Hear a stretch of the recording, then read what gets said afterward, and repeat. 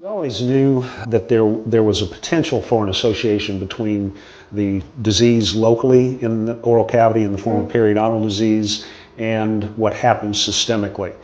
And we could see that because once we would treat our patients and they'd go home, they'd feel so much better. Probably a lot of that had to do with the fact that they weren't uncomfortable, but maybe even more so because the bacteria not only stays locally, it also is mobilized into the systemic system through the bloodstream, and it's carried to the kidney and the liver and the heart and the lungs.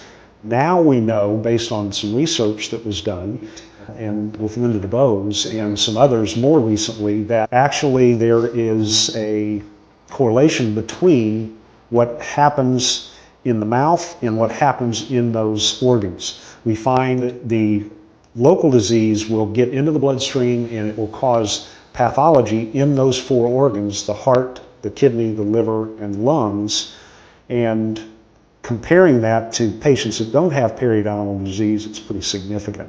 So we know that the local disease can affect them systemically.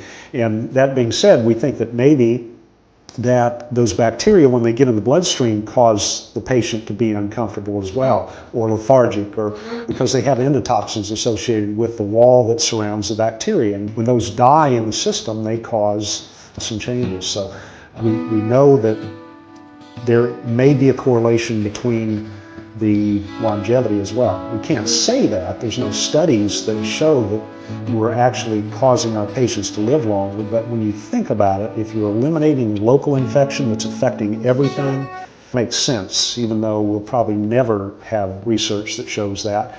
It just makes sense from a theory standpoint.